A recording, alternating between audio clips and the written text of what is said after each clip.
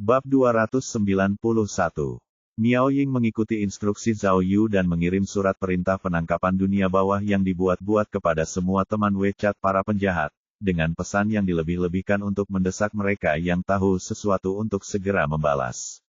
Banyak yang masih terjaga di tengah malam.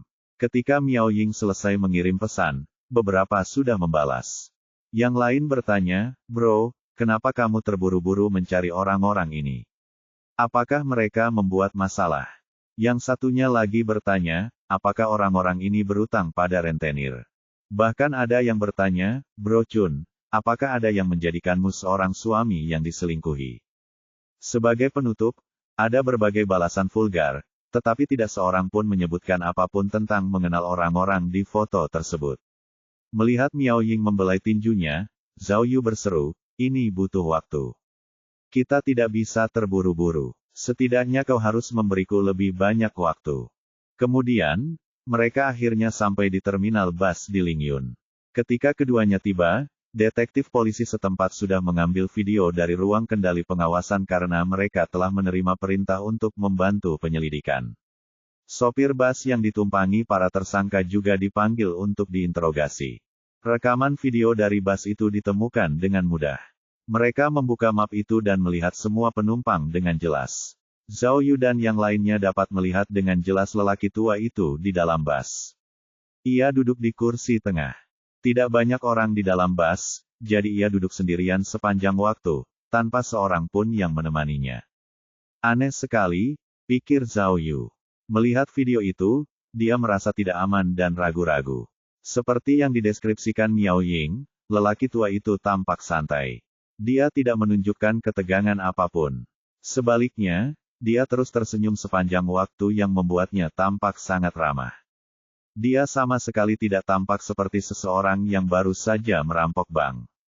Apakah arah penyelidikan kita benar-benar salah? Apakah dia benar-benar hanya seorang pria tua biasa?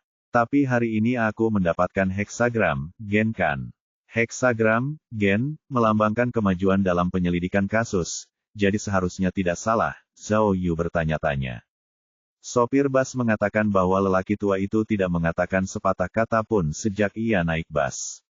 Ketika mereka berhenti di area layanan di sepanjang jalan, ia juga tidak turun. Ia baru pergi bersama penumpang lain ketika bus berhenti di terminal bus Lingyun. Jangan lewatkan manfaat pelembab ringkasan perawatan kulit. Cabang Lingyun menugaskan dua detektif polisi pria muda untuk membantu Zhao Yu dan Miao Ying. Mereka mengatakan bahwa mereka dapat melihat bahwa lelaki tua itu tidak membawa barang bawaan saat ia meninggalkan bus. Jadi, kemungkinan besar ia adalah penduduk setempat. Mereka akan dapat menemukannya berdasarkan rekaman video setelah ia meninggalkan bus, tetapi mereka akan membutuhkan waktu karena mereka perlu mengambil sejumlah rekaman video pengawasan. Kedua detektif polisi itu memberitahu Miao Ying dan Zhao Yu, "Kalian semua sudah terburu-buru sepanjang malam. Mari kita selidiki latar belakang dan lokasi tersangka. Beristirahatlah. Kami akan memberitahu kalian saat kami menemukan sesuatu." Miao Ying dan Zhao Yu setuju. Melihat keadaan sekarang, mereka tidak bisa berbuat banyak meskipun mereka terburu-buru. Mengapa tidak beristirahat sambil menunggu kabar terbaru?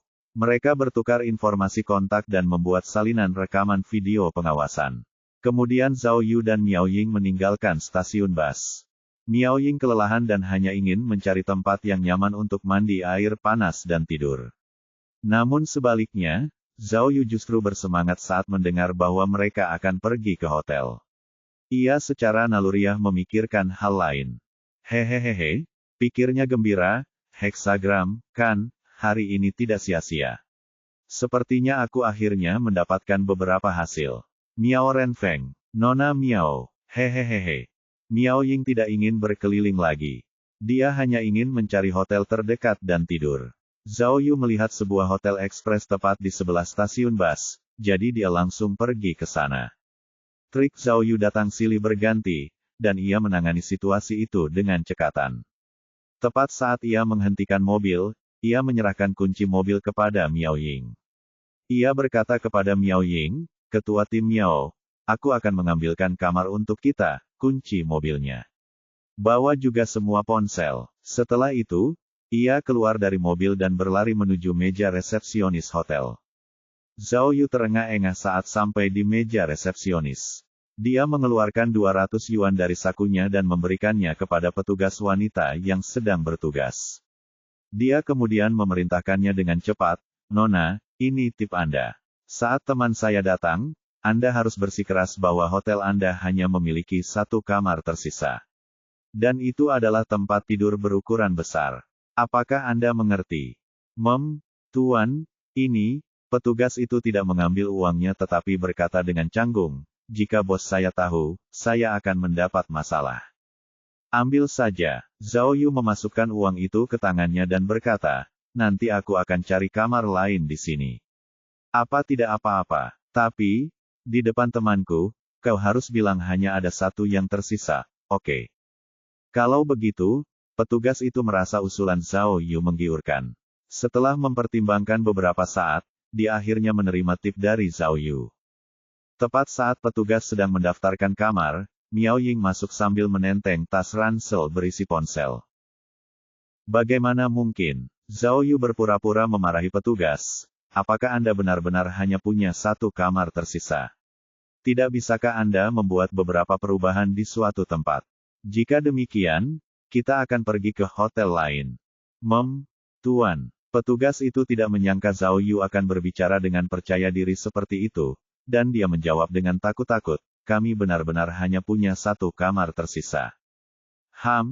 Ini konyol. Di mana manajermu? Biarkan aku bicara dengan manajermu." Zhao Yu sengaja mencoba mendapatkan tanggapan dari Miao Ying.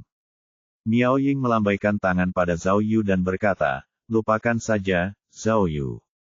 Jika hanya ada satu kamar yang tersisa, kita akan menempati kamar itu. Sabarlah, kita akan berangkat besok pagi."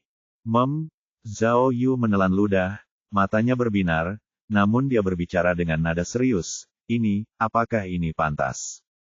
Bagaimana dengan yang pantas?" Miao Ying tidak peduli. "Cepatlah, aku lelah."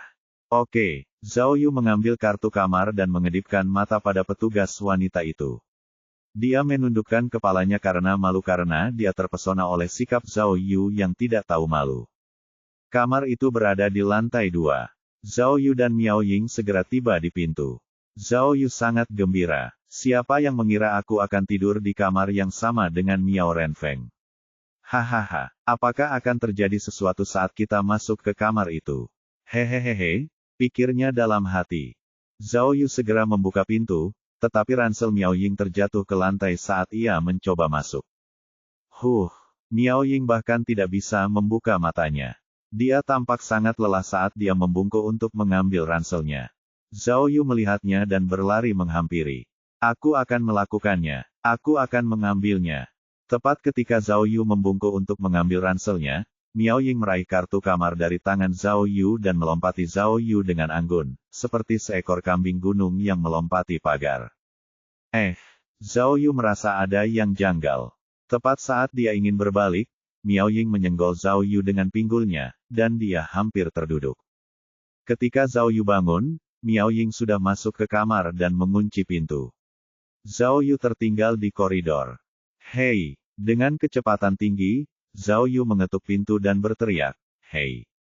Ketua tim Miao, apa yang kamu lakukan? Buka pintunya." "Hehehe." Miao Ying tertawa terbahak-bahak. "Zhao Yu, kemampuan aktingmu sangat buruk. Dengarkan aku, pergilah bersenang-senang sendiri." Bab 292.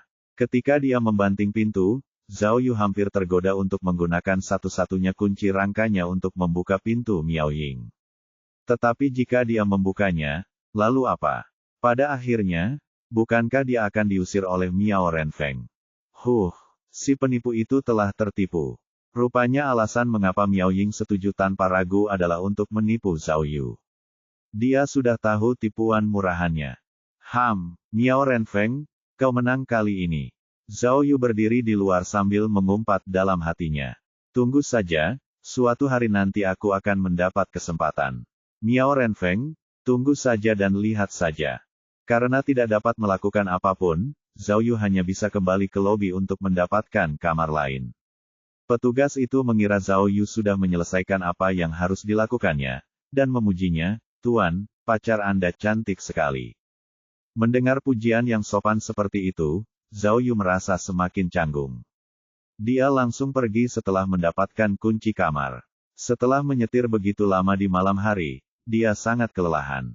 Begitu dia memasuki kamar, dia mandi air panas terlebih dahulu untuk bersantai. Namun, setelah mandi, dia menjadi lebih bersemangat. Mengesampingkan ciumannya dengan Miao Ying, dia masih harus terus mengerjakan kasusnya. Dia mengeluarkan laptopnya dari tasnya, dan sekali lagi menyelidiki rekaman orang tua yang menyamar itu. Kali ini, Zhao Yu melihat lebih cermat, mengamati setiap gerakan. Namun, semakin dia melihat, semakin dia merasa ada yang salah. Dia merasa seperti ekspresi wajah orang tua itu tidak hanya acuh tak acuh, tetapi ada kebahagiaan tertentu dalam ketidakpeduliannya, seolah-olah dia baru saja mencapai sesuatu yang diinginkannya. Zhao Yu merasa semakin aneh, dan semakin ingin tahu. Apakah lelaki tua ini benar-benar ada hubungannya dengan perampokan bank? Dia masih menonton video itu ketika dia mendengar ranselnya berbunyi berisi notifikasi. Ponsel kelima pengedar narkoba itu masih ada di dalam tasnya. Ini dari hadiah Miao Ying. Sudah banyak balasan. Zhao Yu masih bertaruh dengan Miao Ying. Jika tidak ada bukti dalam tanggapannya, dia akan dipukul. Pukulan Miao Ying tidak bisa diremehkan, dan jelas Zhao Yu bukan seorang masokis. Jadi, dia membuka tasnya, dan memeriksa telepon satu persatu, mencoba melihat apakah ada informasi penting.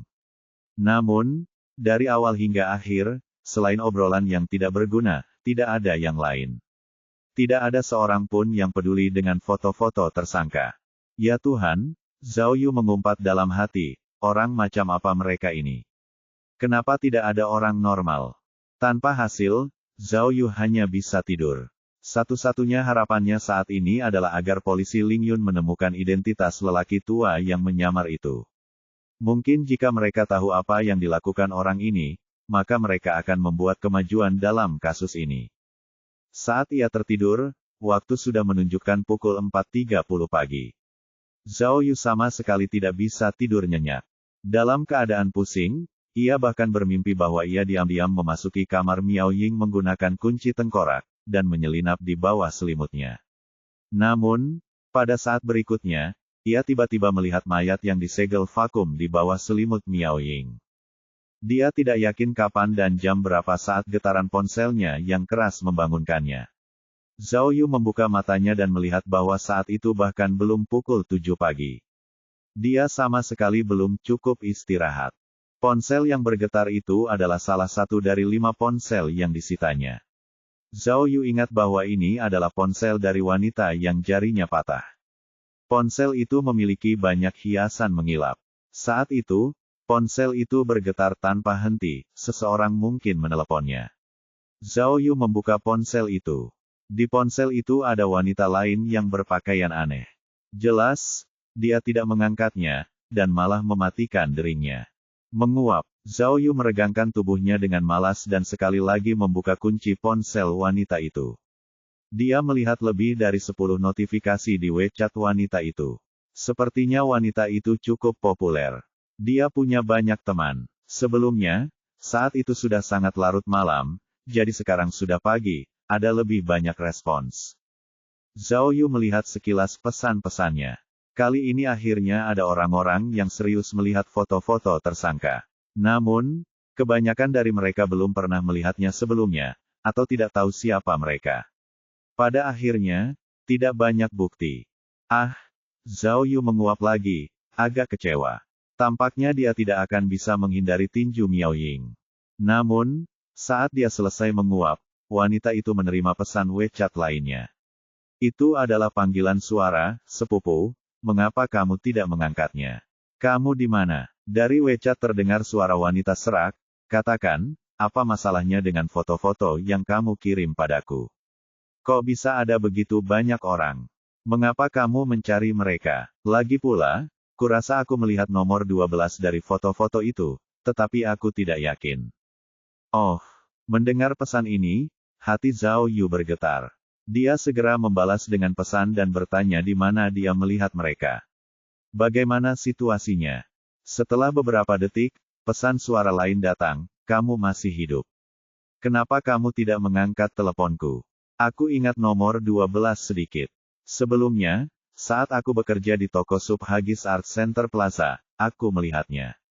Orang ini sering makan sup Haggis. Mungkin dia bekerja di dekat sini. Tapi nomor 12 di fotomu tampak lebih muda, jadi aku tidak yakin. Ada banyak orang yang mirip. Nomor 12. Zhao Yu segera membuka foto itu, dan melihat bahwa nomor 12 adalah gambar yang dibuat melalui rekaman kamera pengawas. Gambar ini jelas akan sedikit berbeda dari yang asli. Lalu, mungkinkah orang ini salah satu perampok bank? Pusat kesenian. Zhao Yu sekali lagi melihat peta kota Lingyun, dan dengan cepat menemukan lokasi pusat seni kota Lingyun. Tepat pada saat ini, suara wanita itu terdengar lagi dari WeChat, benar. Aku ingat sekarang, pemilik toko sedang berbicara dengan pria ini. Kamu bisa meminta pemiliknya untuk mengonfirmasi. Astaga, menghilang lagi, apa kamu main-main dengan pria itu lagi? Ya, mata Zhao Yu berbinar. Baiklah, mengapa aku tidak bertanya saja pada pemiliknya? Pikirnya, bahkan jika dia salah, itu tetap akan menjadi informasi, bukan? Selain itu, sup Haggisnya lesat. Itu akan memenuhi kebutuhan sarapannya juga. Berpikir sejauh itu, Zhao Yu segera menelepon Miao Ying, dan mengirim pesan wanita itu kepada Miao Ying. Miao Ying awalnya cukup mengantuk. Ketika mendengar berita ini, dia langsung bangun. Dia segera memberitahu Zhao Yu untuk mengembalikan kunci kamar dan pergi ke pusat seni. Seperti itu, keduanya langsung menuju pusat seni kota Lingyun bahkan sebelum mereka mandi. Memanfaatkan pagi hari, mereka hanya butuh 20 menit untuk tiba di tempat tujuan. Toko Haggis ini sudah ada sejak 1 dekade lalu. Keduanya hanya perlu bertanya-tanya sebentar untuk menemukannya. Kedai itu cukup populer. Banyak orang bahkan tidak punya kursi, dan hanya bisa makan sambil berdiri. Untuk mendapatkan jawaban secepat mungkin, Zhao Yu langsung menuju ke pemilik toko, dengan ponsel di tangannya. Pemiliknya adalah seorang pria parubaya. Dia sedang bekerja keras di toko. Tuan, saya ingin bertanya sesuatu, apakah Anda melihat orang ini? Sambil berbicara, Zhao Yu mengeluarkan foto tersangka nomor 12. Pemiliknya tidak melihat ke telepon, tetapi ke Zhao Yu. Untuk apa kalian ke sini? Kami polisi. Zhao Yu memamerkan lencana polisinya dengan asal-asalan, lalu bertanya dengan gelisah, lihat baik-baik, apakah kamu pernah melihat orang ini sebelumnya? Ah, kalian polisi. Pemiliknya sedikit terkejut, dan langsung berdiri tegak dan menyeka tangannya. Melihat foto itu dengan saksama, dia berkata, ini Cheng Gong dari pusat kebudayaan. Mengapa kalian mencarinya? Ah, Zhao Yu terkejut dan bertanya dengan cepat, tunggu, Tuan, lihat baik-baik, apakah Anda yakin itu orang ini? Dia? Apa yang dia lakukan? Saya yakin, meskipun dia tampak sedikit lebih muda di foto, dan saya tidak tahu nama aslinya, pemilik itu menunjuk ke belakangnya, dia bekerja di pusat kebudayaan sebagai manajer properti. Semua anggota tim opera memanggilnya Cheng Gong. Dia selalu datang untuk minum sup Haggis di sini. Mungkin, dia akan segera datang. Apa? Inventaris. Tim opera. Ah, Zhao Yu gemetar. Mungkinkah perampok bank itu benar-benar dia? Bab 293. Zhao Yu memesan 2 mangkuk sup Haggis kambing untuk dirinya dan Miao Ying. Mereka duduk menikmati sup sambil mendiskusikan kasus tersebut. Dia membuat alat peraga di teater repertoar. Zhao Yu berkata dengan lembut, Ketua tim Miao, apakah kamu ingat senjata palsu yang mereka gunakan untuk merampok bank? Itu bukan senjata tiruan, dan juga bukan senjata sungguhan, tetapi terlihat asli. Mungkinkah itu alat peraga? Juga, Miao Ying mengangguk setuju, kesehatan mental para perampok itu luar biasa, dan para aktor seharusnya memiliki kesehatan mental dan kesejahteraan yang baik, bukan? Mungkin, sangat mungkin. Zhao Yu semakin bersemangat, berani, penuh ide, perencanaan yang matang, seperti sedang menggelar pertunjukan. Mungkinkah perampok itu adalah aktor? Zhao Yu, Miao Ying bersemangat dan mendesak Zhao Yu, cepatlah. Pergi dan tanyakan lagi pada bos. Lihat apakah dia mengenali tersangka lainnya. Benar, Zhao Yu mengangguk cepat, berdiri, dan berjalan ke arah bos. Bos masih sibuk seperti lebah. Dia sedang memotong daging kambing di talenan. Tepat saat Zhao Yu hendak bertanya, ada seorang pria setengah baya yang sudah botak melangkah masuk ke dalam toko dan berteriak kepada bos, "Bos, punyaku sudah jadi." "Ya, sudah siap." Sang bos menyekat tangannya dan menyerahkan semangkuk sup haggis panas dari samping. "Bagus." Pria itu mengambil semangkuk sup panas dan berbalik untuk mencari tempat duduk. Bos itu melihat Zhao Yu berjalan ke arahnya, dan itu mengingatkannya pada sesuatu. Dia segera menghentikan pria botak itu dan berkata, "Hei, Lao Ding." Bos itu menunjuk Zhao Yu dan berkata, "Ada seorang polisi di sini yang mencari Cheng Gong. Aku ingat kamu dan Cheng Gong bekerja di departemen yang sama. Apakah kamu tahu di mana dia?" "Apa?" Pria bernama Lao Ding mendengar bosnya berkata, "Polisi," dan dia gemetar. Saat dia memegang semangkuk sup panas, sup itu tumpah dari sisi mangkuk dan melepuh tangannya. Aduh! Saat dia gemetar, seluruh mangkuk sup jatuh ke lantai. Zhao Yu tercengang saat melihat orang itu menegang. Apa? Apa yang terjadi? Apakah dia bersalah? Zhao Yu bertanya-tanya. Lao Ding tidak peduli dengan semangkuk sup panas yang tumpah, tetapi berbalik untuk melihat Zhao Yu. Ketika dia melihat Zhao Yu sedang menatapnya, dia segera berjalan menuju pintu keluar toko. "Hei, jangan bergerak, polisi!" Zhao Yu segera berteriak memberi perintah. Namun, pria botak itu mulai berlari. Zhao Yu berteriak dan mengejarnya. Pria botak itu baru saja sampai di pintu ketika sebuah bayangan muncul seperti kilat dari samping.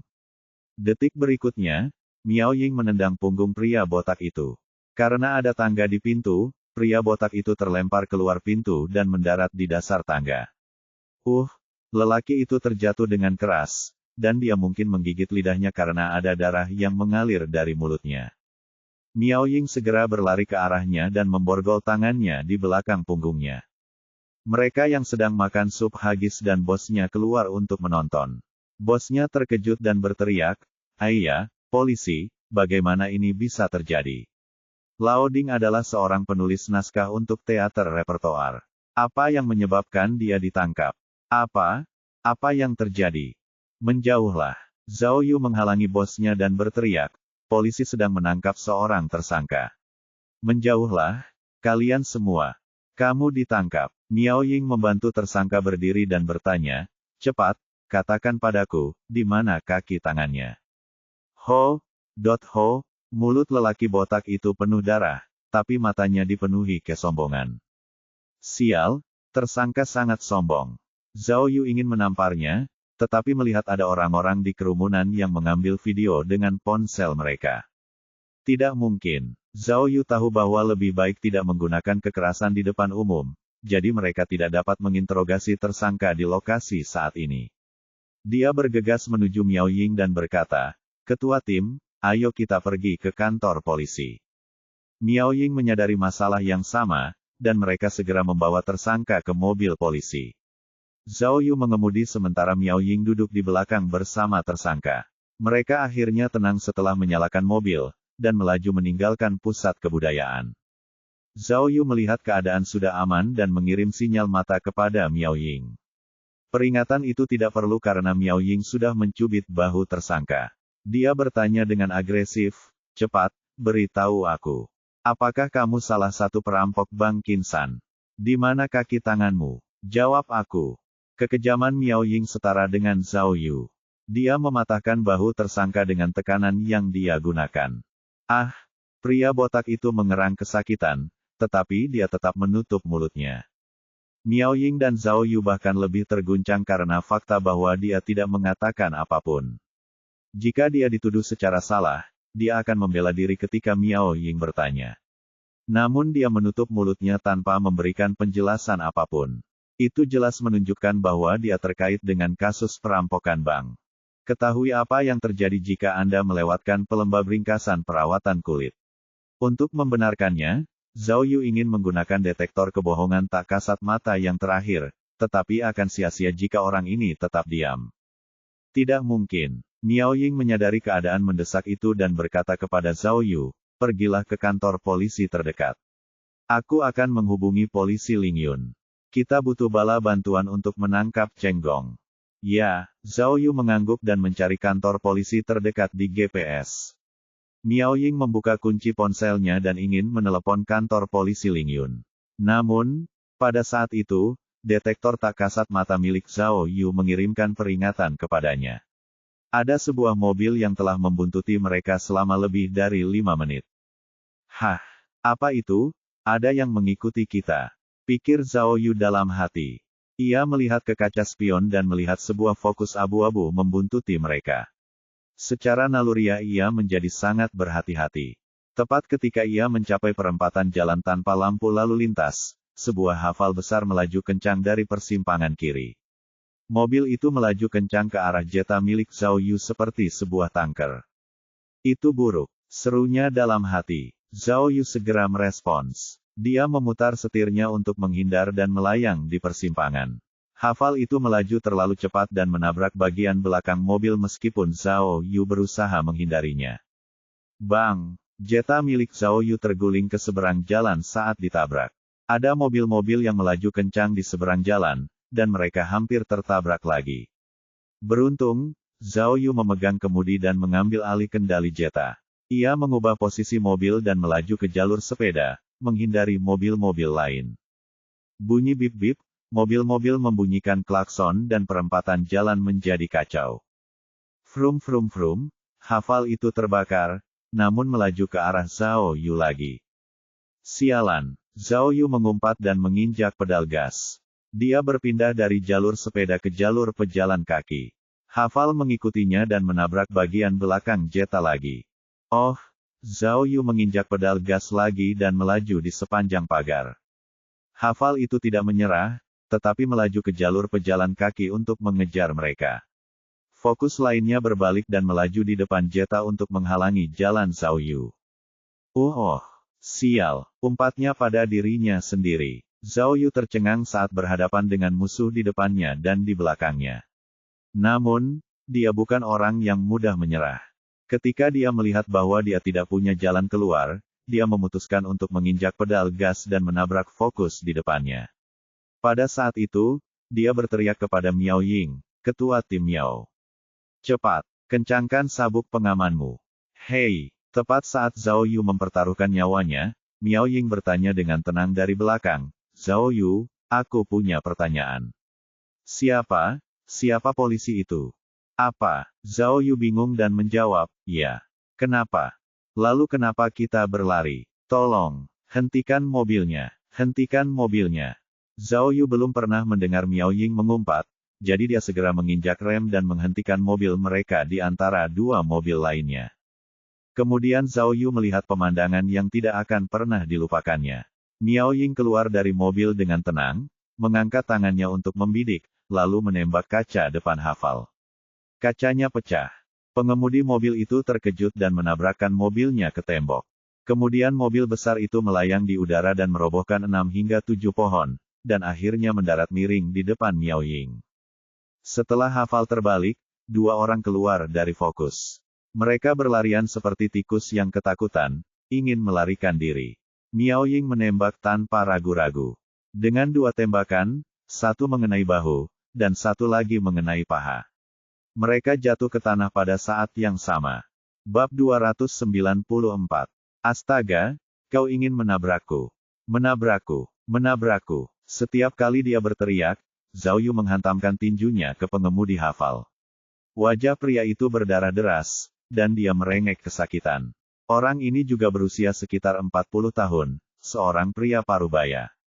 Dia pendek dan kurus, tetapi dia mengendarai mobil yang sangat besar. Setelah dia melampiaskan semua amarahnya, Zhao Yu mencekik orang itu dengan kerah bajunya dan berjalan menuju Miao Ying. Saat itu, Miao Ying sudah memborgol kedua penjahat yang telah ditembaknya. Keahlian menembak Miao Ying sangat hebat. Meskipun keduanya telah ditembak, mereka tidak dalam bahaya akan kematian. 1, 2, 3, 4, Zhao Yu menghitung, lalu langsung berkata, Itu tidak benar, kita kehilangan satu. Seharusnya ada 5 orang yang merampok bank. Miao Ying pertama-tama menelepon polisi, lalu menunjuk orang yang tertembak di bahunya. Di sini, orang ini seharusnya nomor 12. Zhao Yu melihat. Memang, orang itu tampak seperti potret tersangka nomor 12. Sepertinya ini adalah Cheng Gong yang dibicarakan oleh pemilik toko hagis. Sepertinya, Zhao Yu melihat ke arah keempat tersangka. Satu-satunya orang yang hilang adalah lelaki tua yang menyamar yang menaiki bas itu. Selain itu, karena kita tidak dapat mengenalinya karena penyamarannya, dia mungkin salah satu dari keempat orang ini. Mungkin juga orang itu bukan bagian dari kelompok yang sama.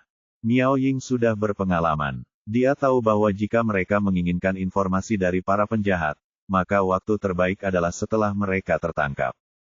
Jadi, begitu dia memeriksa semua pelaku, dia langsung menatap orang yang bahunya terluka.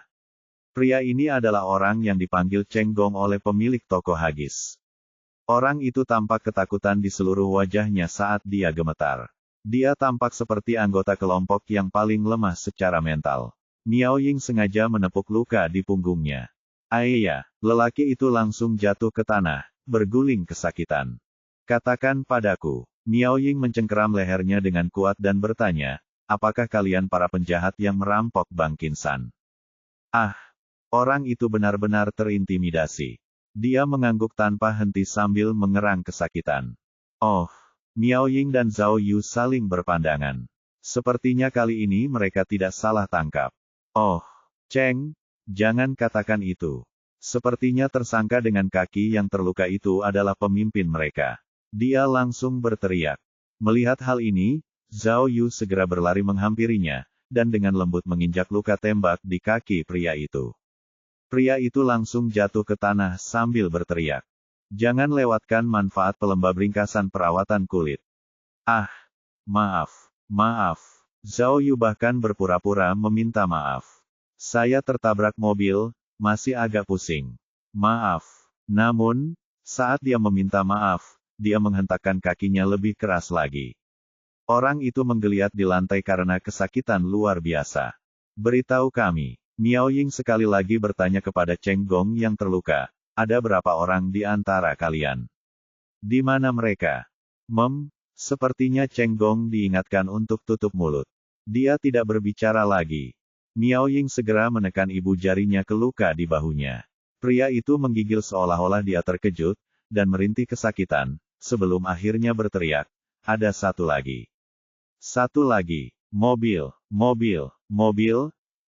Sambil berbicara, dia menunjuk dengan matanya ke arah Ford Focus abu-abu itu. Melihat pria itu menunjuk ke arah mobil, Miao Ying terkejut, dan langsung mengarahkan senjatanya ke mobil. Zhao Yu juga tidak dapat membayangkan bahwa ada orang lain di dalam mobil. Dia segera pergi untuk memundurkan Miao Ying, dan bahkan bersiap untuk menggunakan rompi anti peluru yang tidak terlihat.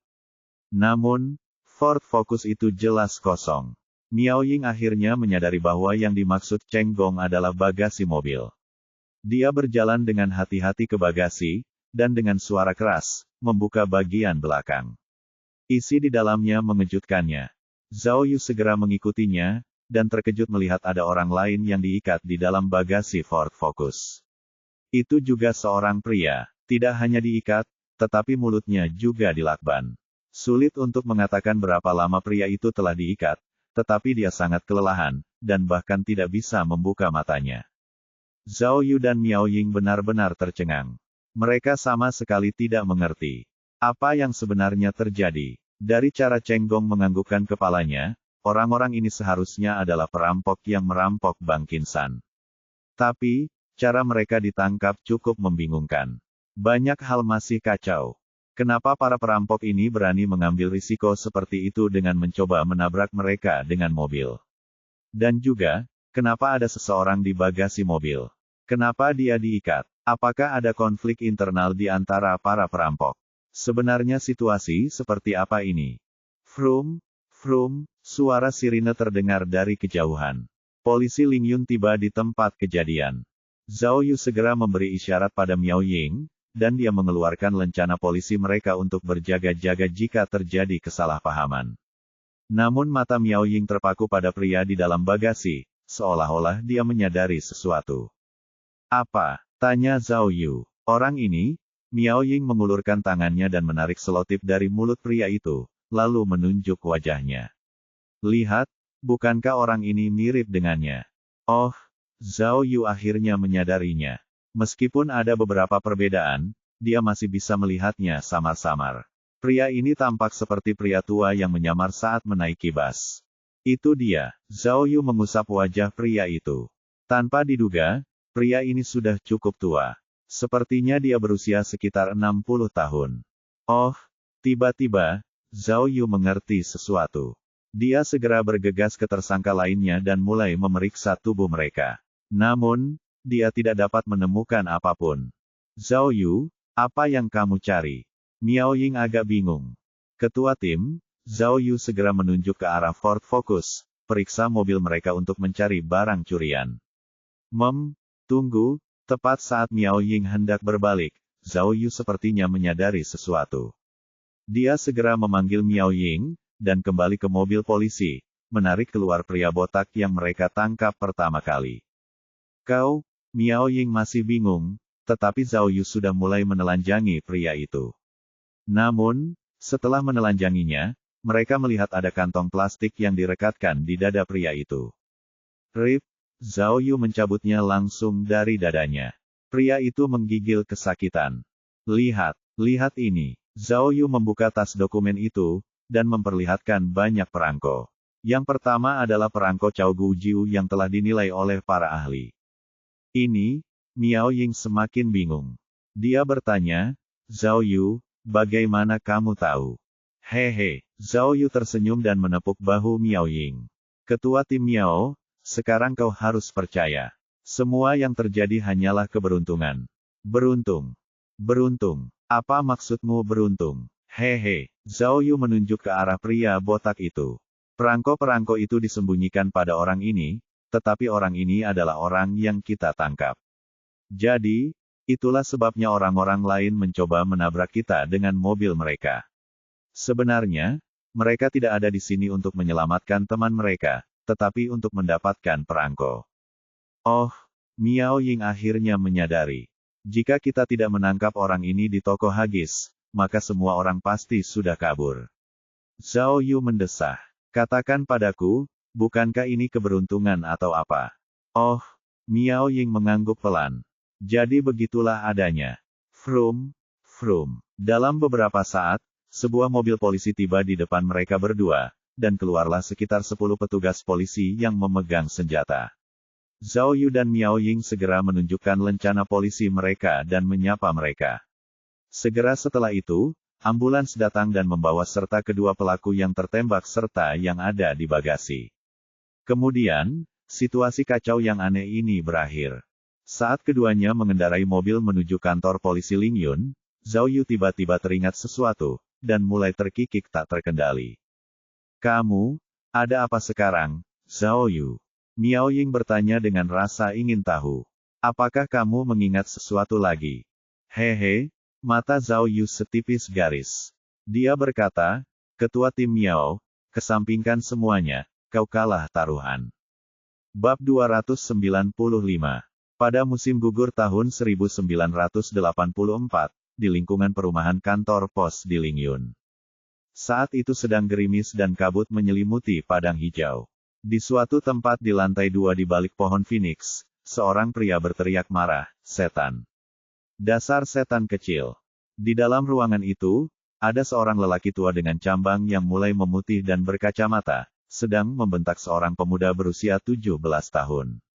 Pemuda itu belum pernah melihat ayahnya semarah itu sebelumnya, dan ia meringkuk di sudut. Perangko-perangkoku, beraninya kau menjualnya. Orang tua itu gemetar karena marah. Kenapa kau tidak memberitahuku? Tok tok tok, tok tok tok. Ibu anak itu mengetuk pintu dengan marah dan berteriak, orang tua, apa yang kamu lakukan? Buka pintunya. Ayah. Pemuda itu menjelaskan kepada ayahnya dengan gemetar, saya tidak menyentuh yang lainnya. Saya hanya mengambil koleksi senam siaran. Saya tahu koleksi itu tidak bernilai banyak. Kantor pos masih menjualnya. Ayah, lihat. Pemuda itu kemudian mengeluarkan konsol video game dari bawah tempat tidurnya. Lihat, ini Nintendo, harganya sangat mahal dan masih baru. Orang yang membeli perangko itu yang memberikan ini kepada saya. Ayah, kami tidak kehilangan apapun. Dasar setan kecil. Orang tua itu mendengar dan terbakar amarah. Ia memarahi, kau, apa yang kau tahu? Koleksi senam siaran itu bisa ditukar dengan sebuah rumah. Aku sudah berusaha keras untuk mendapatkannya. Itu satu-satunya salinan yang ada dari versi yang salah. Dasar setan. Hah, pemuda itu terkejut. Bagaimana? Bagaimana mungkin? Aku tidak tahu. Ayah. Lelaki tua itu berteriak dan meraih konsol video game. Ia lalu mengangkatnya ke atas kepalanya dan melemparkannya ke tanah. Jangan, jangan. Pemuda itu panik dan menangis. Ayah. Jangan. Wow. Dasar anak durhaka. Kerja kerasku untuk hidupku hancur di tanganmu. Tiba-tiba, lelaki tua itu jatuh terduduk di lantai sambil memegang dadanya. Ia tidak pernah bangun lagi. Pemuda itu bernama Fang Yi. Sewaktu muda dan belum berpengalaman, ia pernah ditipu oleh seorang penjual perangko yang tidak jujur untuk menukarkan senam siaran milik ayahnya dengan sebuah konsol video game Nintendo. Sebenarnya, sang ayah tidak merusak konsol video game itu, tetapi Fang Yi tidak pernah menyentuhnya lagi. Konsol itu telah menjadi sumber kepedihannya yang abadi karena ayahnya terkena serangan jantung akibat amarahnya malam itu, dan ia meninggal dunia karena segala upaya untuk menyadarkannya telah sia-sia. Dari ingatan Fang Yi, ayahnya adalah ayah yang paling baik di dunia. Ayahnya tidak pernah memukul atau memarahinya. Namun, ayahnya yang baik dan ramah itu meninggal karena amarah karena keserakahannya. Fang Yi dipenuhi dengan penyesalan selama sisa hidupnya. Tahun itu, di depan makam ayahnya, Fang Yi bersumpah bahwa ia akan menemukan perangko senam siaran berapapun biayanya, agar ayahnya dapat beristirahat dengan tenang. Namun, itu lebih mudah diucapkan daripada dilakukan. Selama bertahun-tahun, Fang Yi telah mendedikasikan masa mudanya untuk mencari koleksi tersebut, tetapi tidak ada gunanya. Karena obsesinya, ia telah kehilangan keluarga, kerabat, dan banyak lagi. Waktu terus berlalu dan kehidupan terus berjalan. Dalam sekejap mata, Fang Yi sudah seusia ayahnya. Dia sudah tua dengan cambang yang mulai memutih. Namun, dia belum putus asa. Dia masih mencari koleksi perangko. Surga menolong mereka yang bersungguh-sungguh. Beberapa tahun lalu, ia akhirnya menemukan keberadaan koleksi perangko senam siaran. Siapa yang mengira bahwa perangko-perangko itu akan berpindah tangan begitu banyak dan berakhir di tangan seorang pedagang pasar gelap di Kinsan. Sejak saat itu, kehidupan Fang Yi berubah total. Ia mulai memperhatikan setiap gerakan pedagang pasar gelap itu. Setelah mengamati mereka cukup lama, ia menyadari bahwa perangko-perangko itu disembunyikan di brankas penyimpanan uang di bank. Rencana perampokan brankas penyimpanan uang di bank pun mulai disusun. Fang Yi adalah pria yang sangat cerdas, sama seperti Li Dan. Jika bukan karena perangko, hidupnya akan sangat berbeda. Karena koleksi perangko, hidupnya telah berubah. Selama bertahun-tahun, ia tidak memiliki rumah tetap, dan ia telah melakukan pekerjaan sambilan di sana-sini. Mengandalkan bakat aktingnya yang luar biasa, ia akhirnya menetap di Lingyun Repertory Theater sebagai seorang aktor. Alasan mengapa petugas wanita di stasiun bus mengira dia tampak familiar adalah karena dia telah tampil di panggung dan di TV dengan riasan seperti itu berkali-kali.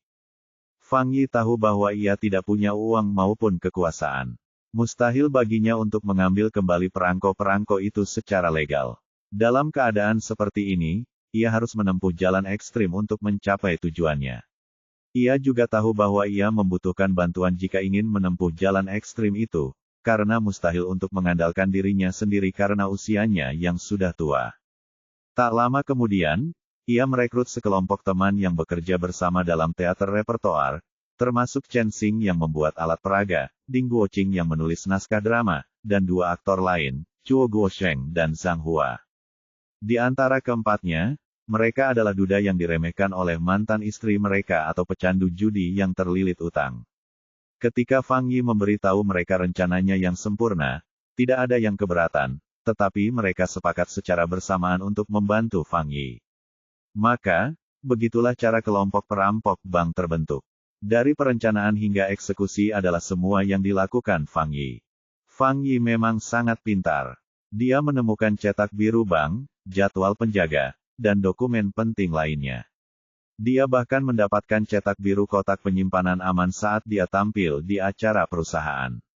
Lebih jauh, dia juga mempelajari lebih banyak tentang metodologi investigasi polisi melalui beberapa wawancara.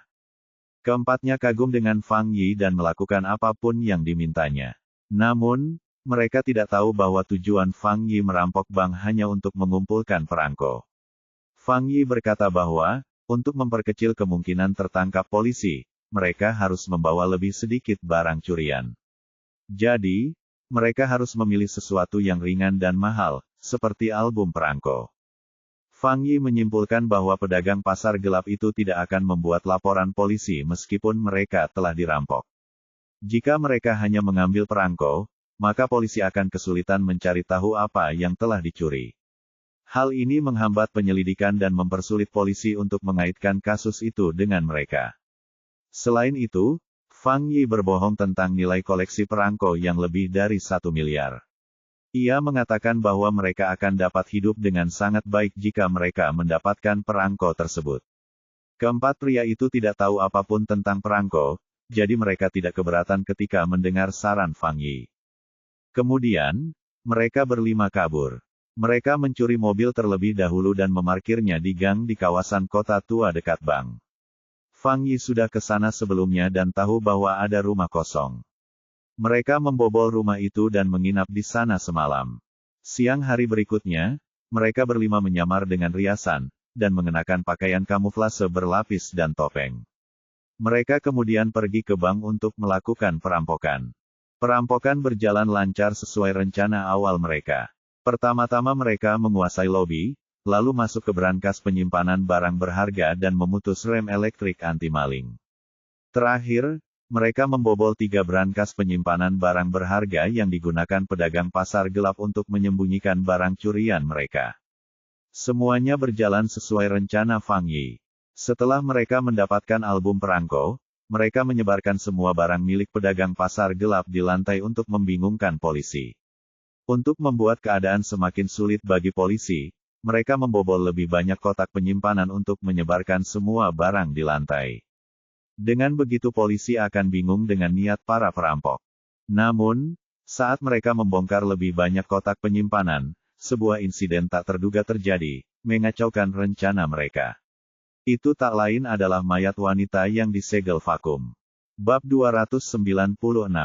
Menurut pengakuan salah satu perampok, Ding Guoxing, misinya adalah membobol brankas.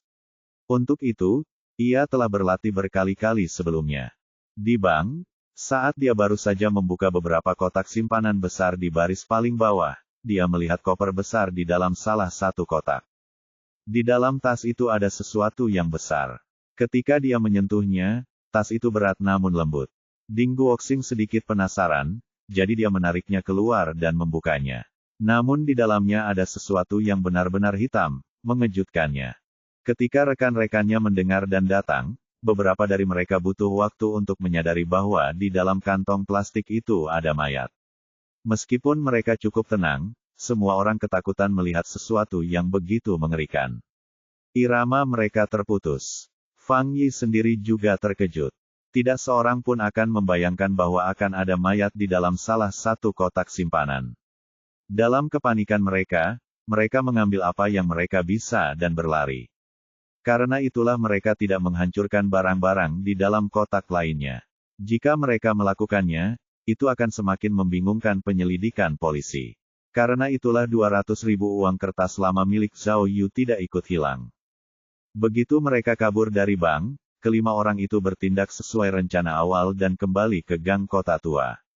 Kemudian mereka cepat-cepat menanggalkan pakaian kamuflase mereka, meninggalkan senjata, topeng, serta barang-barang lainnya di dalam mobil, lalu pergi sambil membawa perangko-perangko itu. Fang Yi segera membongkar buku perangko itu dan membagi perangko-perangko itu kepada teman-temannya. Sedangkan sampul buku perangko itu, ia buang ke dalam toilet. Fang Yi telah meramalkan kedatangan anjing-anjing polisi, jadi dia menyuruh semua orang untuk berpencar. Karena penyamaran yang dipersiapkan sebelumnya, mereka sama sekali tidak khawatir tertangkap kamera. Mereka semua pergi dengan sangat santai, membaur dengan kerumunan dengan sempurna. Seperti yang dikatakan Miao Ying, orang-orang ini telah berada di panggung selama bertahun-tahun, jadi jiwa mereka sangat tangguh. Proses perampokan bank hampir seperti pertunjukan. Cheng Xing tidak hanya tahu cara membuat alat peraga, tetapi dia juga tahu tentang tata rias. Dia yakin penyamarannya tidak akan diketahui oleh siapapun. Meskipun rencananya sebagian telah dirusak oleh mayat yang disegel vakum, mereka yakin bahwa polisi tidak akan menemukan mereka. Namun, mereka salah. Bukan karena rencana mereka cacat, tetapi karena mereka terlalu percaya pada Fang Yi. Alasan mengapa Fang Yi merampok bank sama sekali bukan karena uang, melainkan untuk memenuhi janjinya, yaitu mendapatkan perangko broadcast gimnastik edisi yang salah. Begitu Fang Yi mengerahkan segenap tenaganya dan akhirnya mendapatkan kembali perangko yang selama ini dipendamnya, semua perasaan terpendam yang telah ia pendam selama puluhan tahun membuatnya gila. Jadi, begitu ia berhasil keluar dari kawasan kota tua, Fang Yi bahkan tidak melepaskan penyamarannya. Sebagai gantinya, ia mengambil perangko dan naik bas kembali ke Lingyun. Begitu kembali ke Lingyun, Fang Yi langsung menuju ke pemakaman, ke makam ayahnya. Ayah, ayah, Fang Yi berlutut di depan makam ayahnya, memegang perangko itu dengan kedua tangannya. Dia berbicara dengan gila, ayah, aku menemukan perangko itu, lihat baik-baik, perangko senam siaran, edisi yang salah, yang kau kumpulkan. Dalam kegembiraannya, tangan Fang Yi bergetar di udara, dan dia tersedak pelan, ayah. Aku bukan anak yang setia. Butuh waktu bertahun-tahun bagiku untuk mendapatkan kembali perangko itu. Tunggu, aku akan mengembalikannya kepadamu sekarang. Dia mengeluarkan korek api dan, tanpa ragu, membakar perangko senilai jutaan itu. Ayah, melihat api itu, air mata Fang Yi mengalir deras. Ayah, aku membakarnya untukmu. Bisakah kau memaafkanku saat aku mati? Hiks, aku salah. Aku tahu aku salah, ayah. Aku tidak akan melakukannya lagi, Hiks. Sebenarnya, menurut rencana awal mereka, setelah semua perampok kabur, mereka akan menghapus riasan mereka, lalu bertemu di hafal Cui Guosheng, lalu kembali ke Lingyun bersama-sama. Mereka berempat menunggu di hafal cukup lama, tetapi Fang Yi tidak datang. Jelas, mereka sangat gelisah, tetapi Fang Yi tidak membawa ponsel, jadi tidak ada cara bagi mereka untuk menghubunginya. Pada akhirnya, mereka hanya bisa kembali ke Lingyun sendirian. Fang Yi menolak untuk muncul, dan mereka berempat akhirnya menjadi curiga dan perlahan menyadari bahwa mereka telah ditipu oleh Fang Yi. Mereka segera mencari tahu nilai perangko tersebut secara daring, dan bertanya-tanya, lalu akhirnya mengetahui kebenarannya. Perangko tersebut tidak bernilai puluhan juta seperti yang dikatakan Fang Yi. Mereka telah menghabiskan begitu banyak upaya, mempertaruhkan nyawa mereka, dan pada akhirnya, hanya sekitar 2 juta saja. Cheng Xing dan yang lainnya sangat frustrasi. Mereka menduga bahwa perangko yang diambil Fang Yi tidak ternilai harganya, dan bahwa mereka telah ditipu oleh Fang Yi untuk mengambil perangko yang tidak berharga. Jika mereka tahu ini sejak awal, maka mereka akan mengambil lebih banyak dari kotak penyimpanan aman. Dalam kemarahan mereka, mereka mulai mencari Fang Yi. Mereka awalnya mengira Fang Yi akan melarikan diri, tetapi Fang Yi tidak pergi kemanapun, dan malah pulang ke rumah. Keempat orang itu langsung bersatu dan mengikat Fang Yi, lalu bertanya di mana dia menaruh perangko-perangko itu. Fang Yi akhirnya mengakui semuanya kepada mereka. Keempat orang itu mendengar, dan tidak dapat menahan rasa sesal. Namun, Fang Yi yang telah melaksanakan misinya jelas-jelas gila. Tidak peduli seberapa keras mereka berempat memarahi dan memukulinya, dia sama sekali tidak menanggapi. Hampir seperti cangkang tanpa jiwa. Kini, mereka berempat semakin tidak berdaya.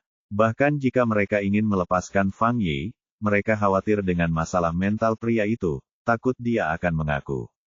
Tanpa pilihan lain, mereka berempat hanya bisa bergantian mengawasi Fang Yi. Meskipun mereka tidak memperoleh harta karun senilai puluhan juta, perangko-perangko ini masih cukup berharga. Mereka berempat mulai merencanakan cara menjual perangko-perangko ini. Mereka tahu bahwa kota Lingyun cukup kecil. Jika mereka menjualnya secara lokal, mereka akan menghadapi risiko besar untuk terbongkar. Oleh karena itu, mereka perlu mencari cara di kota yang lebih besar. Jadi, mereka memutuskan untuk pergi pagi itu, dan menjual perangko-perangko itu di kota lain. Perangko-perangko ini cukup mahal, dan keempat pria itu sama sekali tidak saling percaya. Pada akhirnya, mereka semua memutuskan untuk pergi bersama-sama. Namun, seseorang harus menjaga Fang Yi yang mengalami gangguan mental. Pada akhirnya, mereka terpaksa mengikat Fang Yi di truk dan membawanya. Mungkin itu karma atau takdir yang berpihak pada mereka. Tepat sebelum mereka pergi, mereka berempat ingin makan sup haggis, jadi mereka menghentikan mobil di luar, dan bergantian makan sarapan. Namun, saat Ding Guoxing sedang makan, Zhao Yu dan Miao Ying datang untuk menyelidiki kasus tersebut, dan sisanya adalah sejarah. Seperti yang dikatakan Zhao Yu, semua perangko direkatkan ke tubuh Ding Guoxing. Ketika mereka melihat Ding Guoxing ditangkap, harapan semua orang sirna. Karena tidak ada yang bisa hilang, mereka memutuskan untuk mempertaruhkan segalanya. Mereka sudah merampok bank, jadi sebaiknya mereka terus maju. Mereka bertabrakan dengan mobil polisi, mencoba mendapatkan kembali perangko tersebut. Mereka berencana untuk melarikan diri dengan perangko tersebut dan hidup sebagai buronan. Meskipun rencana mereka bagus, mereka tidak menyangka polisi akan membawa senjata. Dengan 3 tembakan Miao Ying, mereka tidak punya cara untuk melawan. Dan begitu saja, kasus perampokan Bank Kinsan akhirnya ditutup. Tidak seorang pun akan menyangka bahwa di balik perampokan bank yang dirancang dengan sangat hati-hati itu terdapat kisah yang begitu berwarna dan rumit.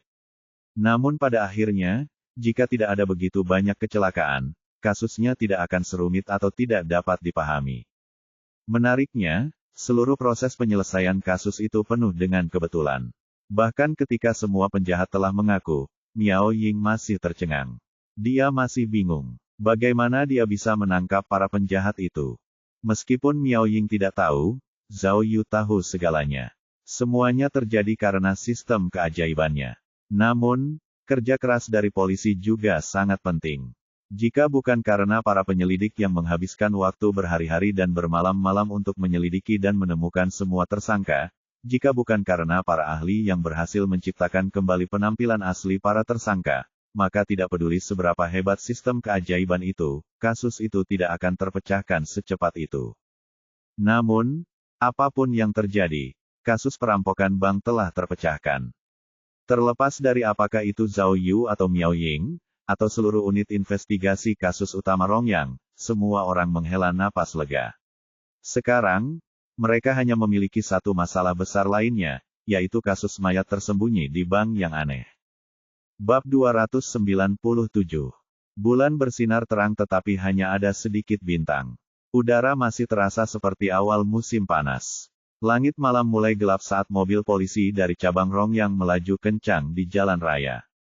Mereka dikirim untuk mengawal para penjahat. Kelima perampok bank ditahan di dalam mobil tepat di tengah konvoi.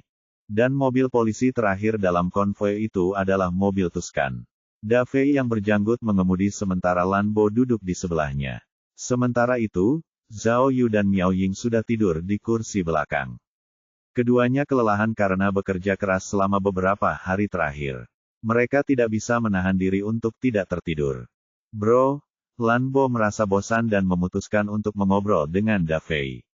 Jadi, apa pendapatmu setelah mendengar seluruh cerita tentang kasus perampokan bank? Apa pendapatmu? Ahem, perasaan apa lagi yang mungkin kurasakan? Da Fei sedang mengemudi sambil menjawab, bagus sekali kasusnya terpecahkan. Tapi perampok-perampok itu hebat sekali. Rencananya sempurna. Cek-cek, Lan Bo cemberut. Tapi menurutku mereka tidak sehebat itu. Rencana mereka tidak sesempurna itu.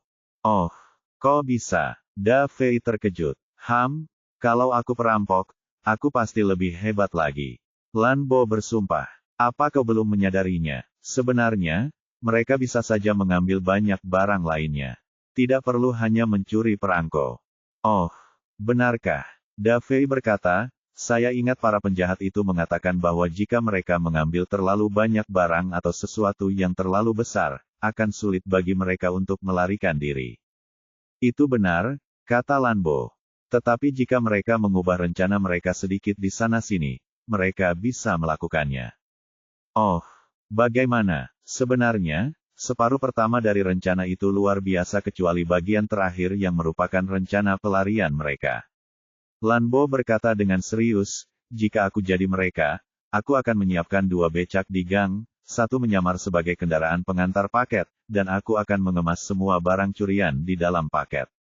Yang 1 lagi bisa menyamar sebagai kendaraan perusahaan yang mengangkut barang, tetapi itu benar-benar untuk melarikan diri. Dengan begitu, akan mudah. Ditambah lagi, itu tidak akan tertangkap oleh kamera, dan aku tidak perlu riasan. Itu pintar. Da Fei mengangguk. Tidak hanya itu, aku juga punya rencana B. Kata Lan Bo dengan bangga, bukankah ada toilet di dekat mobil? Mereka bisa saja membuang semua barang ke saluran pembuangan. Setelah beberapa hari, ambil tangki septik dan kumpulkan barang-barang itu beserta tinja. Kalau begitu, kasusnya tidak mungkin terpecahkan. Bagaimana mungkin kau bisa menyelesaikannya?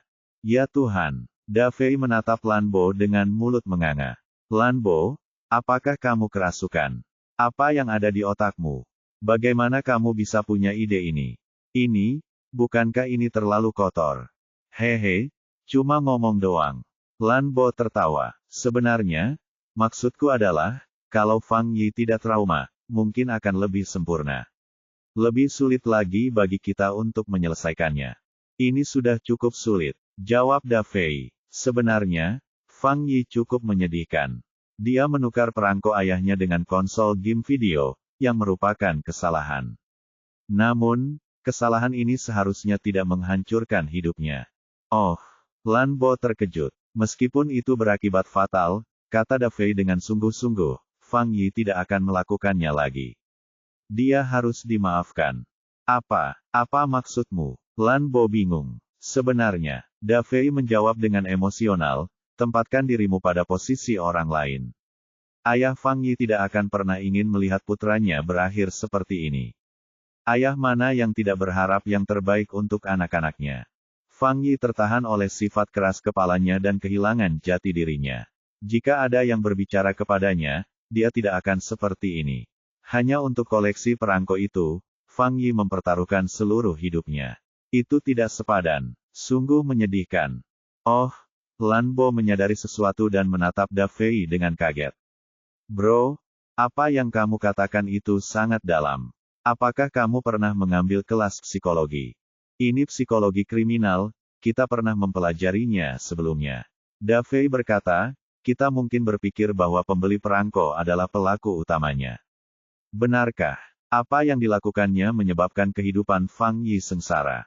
Ya, Lan Bo mengangguk. Namun berdasarkan kesadaran manusia dan kriminologi, konsekuensinya disebabkan oleh kurangnya pemahaman orang-orang dalam psikologi kognitif. Da Fei melanjutkan dengan serius, pernahkah kau berpikir bahwa kematian ayahnya adalah sebuah kecelakaan? Namun Fang Yi sendiri dan kerabatnya menyalahkannya. Kemudian, Fang Yi mengasingkan diri dan berpikir bahwa ia perlu menemukan perangko tersebut jika ia ingin membebaskan dirinya. Jika tidak, hidupnya tidak akan berarti. Secara teknis, jika dia mendapatkan konseling profesional, atau jika kerabatnya menunjukkan lebih banyak simpati dan belas kasih, dia tidak akan berakhir seperti sekarang. Lan Bo, jawab Da Fei tulus, di balik setiap kasus, ada banyak air mata.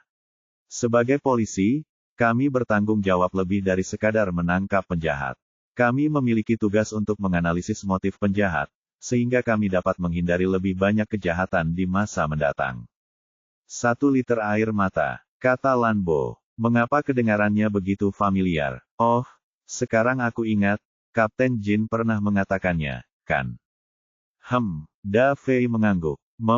Tepat sekali. Kau benar. Lan Bo mengangguk. Kedengarannya agak sakral. Hehehe. Lan Bo meregangkan tubuhnya saat berbicara, dan sekilas ia melihat kursi belakang dari sudut matanya. Ia berkata pada Da Fei, "Hei, Da Fei, lihat mereka berdua." Da Fei menoleh ke belakang dan melihat Zhao Yu dan Miao Ying tertidur lelap. Yang lebih menarik, kepala mereka saling bersandar, membentuk segitiga tidak beraturan yang menopang kepala mereka saat tidur. Da Fei tersenyum dan tetap diam. Lan Bo tertawa. Ketua tim Miao dan Bro Yu luar biasa. Mereka berdua seperti Sherlock Holmes yang hidup. Mereka pergi ke Lingyun dan memecahkan kasus dalam waktu setengah hari. Itu manusia super.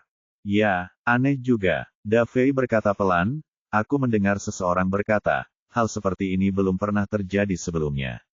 Mereka berdua menangkap 5 perampok sekaligus. Luar biasa. Hehehe, siapa peduli. Lan Bo menunjuk Zhao Yu dan Miao Ying di belakang. Dengan mengandalkan kedua Sherlock Holmes ini, kita bisa memecahkan semua jenis kasus. Ikuti saja mereka dan kamu bisa menjalani kehidupan yang baik. Lihat, mereka mengubah posisi mereka lagi. Da Fei melihat lagi, mereka berdua saling berpelukan saat tidur. Zhao Yu berbaring di pangkuan Miao Ying, dan Miao Ying berbaring telentang. Mereka saling berpelukan. Apa-apaan ini? Lan Bo menelan ludah dan berkata dengan hati-hati, Da Fei, jika aku mengambil foto mereka, menurutmu apa yang akan terjadi? Kurasa kau akan mati mengenaskan. Da Fei menjawab dengan tegas. Baiklah, lupakan saja. Lan Bo meletakkan tangannya di belakang kepala dan berkata, Da Fei, kita sudah memecahkan kasus perampokan bank, apa selanjutnya? Apakah kita akan memecahkan kasus mayat tersembunyi di bank? Tentu saja. Da Fei tertawa tulus. Kali ini, kita bisa fokus menyelesaikan satu kasus. Tunggu saja, kita akan menyusul satuan tugas khusus dan menyelesaikan kasusnya. Ya, benar. Kita punya sepasang Sherlock Holmes yang masih hidup. Lan Bo menambahkan, ahli apa? Elit apa? Kita akan membuat mereka tercengang. Ponsel Lan Bo berdering sebelum ia selesai membaca. Itu adalah pemberitahuan berita resmi terbaru. Saat Lan Bo selesai membaca berita terbaru, wajahnya menjadi muram. Apa yang terjadi? Apa yang terjadi? Da Fei memperhatikan perubahan emosi Lan Bo. Pembaruan terbaru. Lan Bo berkata dengan canggung, pasukan tugas khusus baru saja menemukan mayat baru yang disegel vakum. Da Fei tidak memegang kemudi dengan cukup erat, dan mobil bergetar hebat karena dia mendapat kejutan. Zhao Yu terlempar dari kursi belakang, tetapi dia tidak terbangun karena kelelahan. Dia tetap tertidur lelap bahkan saat dia mendarat di kaki Miao Ying. Bab 298. Dari kegelapan terdengar suara gemerisik pelan. Seorang wanita terbangun di dalam kegelapan, mengeluarkan erangan pelan. Ketika dia membuka matanya, dia tidak bisa melihat apapun selain kegelapan murni di depannya. Wanita itu mengangkat kedua tangannya untuk mencari, tetapi selain lantai yang dingin dan basah, dia tidak bisa merasakan apapun. Di mana aku? Perlahan, wanita itu terbangun, tetapi ketakutan tiba-tiba mengintai di dalam hatinya. Dia segera mencari tubuhnya, dan menyadari bahwa dia tidak memiliki goresan, juga tidak diikat, atau ditelanjangi. Hanya tasnya yang hilang. Dia segera mulai menyeret tasnya, mencari ponselnya. Tetapi tidak ada apapun di tanah di sekitarnya. Di mana tempat ini? Wanita itu merasa takut, dan jantungnya berdebar kencang. Dia memanjat dari tanah dengan susah payah, tetapi sulit untuk menjaga keseimbangannya dalam kegelapan total, dan hanya pusing yang menyambutnya. Setelah beberapa lama, akhirnya ia menemukan keseimbangannya dan mulai bergerak perlahan. Namun, tangannya dengan cepat menyentuh benda beku lainnya. Setelah menyentuhnya, perempuan itu dapat merasakan bahwa benda itu adalah dinding dengan ubin keramik. Di dinding itu tercium bau busuk yang aneh. Di mana aku? Apakah ada orang di sini? Ia mencoba berteriak, tetapi menyadari bahwa suaranya tidak terdengar jauh. Dalam beberapa saat, ia tiba-tiba menyadari bahwa ia berada di area yang sangat sempit. Ketakutan dan keputusasaan merayapi hatinya lagi, dan ia merasa beku sampai ke inti. Di dalam kegelapan, dia mencoba mencari sebisa mungkin sambil berjalan dengan tangannya di atas ubin keramik. Tidak butuh waktu lama baginya untuk menyadari situasinya. Seperti dugaannya, dia terjebak di dalam sebuah ruangan kecil yang lebarnya hanya 3 hingga 4 meter. Dinding dan lantai ruangan itu terbuat dari keramik halus. Hanya ada pintu logam yang sangat sempit di ruangan itu. Ada orang di sini. Tolong, tolong. Wanita itu ketakutan. Dia mulai membanting pintu dan berteriak, tolong, tolong, ada orang di sini, siapapun. Karena lingkungan yang basah, pintu logam itu meneteskan air. Sepertinya pintu itu dilapisi kayu. Suara tinju wanita itu di pintu hampir sepenuhnya teredam. Tak lama kemudian, seolah-olah teriakan ketakutannya ditelan oleh kegelapan, perlahan memudar. Di atas ranjang empuk, Zhao Yu menguap dengan keras. Ia meregangkan tubuhnya hingga kepalanya hampir menyentuh pergelangan kakinya. Itu, tidur yang paling nyenyak, pikirnya dalam hati. Dalam keadaan mengantuk, Zhao Yu membuka matanya. Matahari musim panas sangat indah, sinarnya yang bersinar menyebar di tempat tidurnya. Dia memeriksa arlojinya. Saat ini pukul 10.15 pagi. Sejak dia kembali tadi malam, dia bahkan belum makan malam atau tidur sampai sekarang. Bagus sekali. Zhao Yu meregangkan tubuhnya dengan malas. Dalam keadaan mengantuk, dia tiba-tiba teringat mimpi yang dialaminya kemarin. Kemarin, dia bermimpi banyak hal aneh. Pertama, dia bermimpi Miao Ying seperti James Bond dan menembak tanpa henti, setiap tembakan mengenai sasarannya. Awalnya, dia menembak musuh, tetapi segera, dia menembak bebek, lalu, bebek-bebek itu berubah menjadi ayam panggang. Ia merilekskan tubuhnya, dan berpikir dalam hati bahwa memang benar bahwa semakin banyak Anda berpikir, semakin banyak Anda bermimpi. Kemarin, setelah menangkap 5 perampok bank, ia terus-menerus berpikir tentang bagaimana cara mendapatkan ciuman dari Miao Ying. Karena ia memenangkan taruhan, ia bisa mengganggu Miao Ying tanpa rasa bersalah. Namun, ketika dia mengingat sikap Miao Ying yang tak kenal takut saat menembak para perampok, dia tidak bisa berkata apa-apa. Sekali lagi, dia menyaksikan kekuatan Miao Ying. Jika dia ingin mengganggu Miao Renfeng mulai sekarang, dia pasti harus melakukannya saat Miao Renfeng tidak memiliki senjata. Kasus perampokan bank telah berakhir. Meskipun ada berbagai situasi aneh, kasusnya ditutup.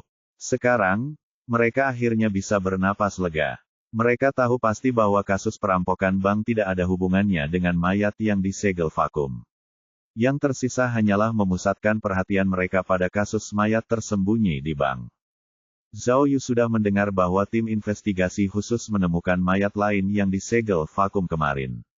Mayat ini juga ditemukan di dalam brankas penyimpanan. Namun sejauh ini, belum ada informasi baru yang muncul. Mereka bisa tahu bahwa kasusnya menjadi semakin menakutkan dan rumit dari menit ke menit. Jika semuanya dipertimbangkan, 6 korban muncul. Jika mereka semua dibunuh oleh pelaku yang sama, maka kasus ini bisa dianggap sebagai pembunuhan berantai. Jika publik mengetahuinya, tidak diragukan lagi, akan ada gelombang kejutan besar. Pengaruh kasus ini tidak akan kalah dari kasus penculikan Mianling. Lalu, siapa pelakunya? Mengapa dia memutuskan untuk membunuh korban-korban tak berdosa ini? Mengapa dia ingin membuat mereka semua mati kelaparan? Juga, mungkinkah ada lebih banyak korban daripada hanya 6 yang ditemukan? Berapa banyak orang yang terbunuh? Berpikir sejauh itu, Zhao Yu segera bangun dari tempat tidur dan mandi. Dia berencana untuk pergi ke kantor polisi terlebih dahulu untuk bekerja, untuk melihat apakah ada kemajuan baru yang telah dibuat. Namun, baru setelah hampir selesai mandi, dia teringat sesuatu yang penting. Dia bahkan belum memeriksa barang baru yang didapatnya. Kemarin, dia mendengar pemberitahuan akhir dari sistem dalam mimpinya, tetapi karena dia tidur sangat nyenyak, dia tidak terbangun. Dia masih belum mengetahui tingkat penyelesaiannya dari kemarin, dia juga tidak memeriksa barang baru itu. Karena ia telah memecahkan kasus perampokan bank, Zhao Yu memperkirakan ia mungkin memperoleh tingkat penyelesaian yang tinggi. Ia tidak dapat melihat tingkat penyelesaiannya lagi, tetapi ia masih dapat memeriksa barang apa yang ia peroleh. Dia melihat bahwa memang ada item baru. Begitu dia mengkliknya, sistem mulai memperkenalkannya, penawar racun serbaguna, item kelas khusus. Setelah digunakan, item ini akan segera membersihkan tubuhmu dari racun apapun. Berfungsi untuk semua jenis racun. Catatan, ini adalah item sekali pakai, dan hanya dapat digunakan untuk satu racun. Jika tidak ada racun di dalam tubuh, item ini akan terbuang sia-sia.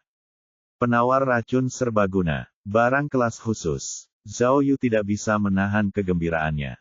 Dia tahu bahwa barang yang sekuat defibrilator tak terlihat adalah barang kelas 1. Tetapi jika ada barang kelas khusus, ini pasti sesuatu yang bagus. Penawar racun serbaguna dapat menyembuhkan racun apapun. Ini jelas merupakan penyelamat terbaik. Luar biasa, luar biasa. Saat memuji benda itu, Zhao Yu juga merasa sedikit menyesal. Dia benar-benar ingin tahu seberapa tinggi tingkat penyelesaiannya. Namun karena sistem tidak menyimpan catatan apapun, dia tidak dapat mencarinya lagi. Sekarang, Zhao Yu hanya memiliki satu hal penting yang harus dilakukan, membuka heksagram baru untuk dirinya sendiri. Jadi, setelah batuk-batuk hebat, heksagram baru muncul, heksagram, Zen Dui. Zen untuk Guntur dan Dui untuk Rawa. Guntur mendahului Rawa, hal-hal bahagia berlimpah, tidak akan ada perlawanan, dan semua kebenaran akan terungkap. Heksagram, Zen Dui. Zhao Yu sama sekali tidak terkejut dengan heksagram ini. Biasanya, penyelesaian kasus penting akan diikuti oleh heksagram ini. Heksagram yang satu melambangkan peningkatan status, dan yang lainnya berarti ia akan memperoleh sejumlah uang sebagai hadiah. Namun, dibandingkan dengan kedua heksagram ini, yang paling disukai Zhao Yu tetaplah Gen. Hanya ketika heksagram Gen muncul, kasusnya akan mulai berkembang.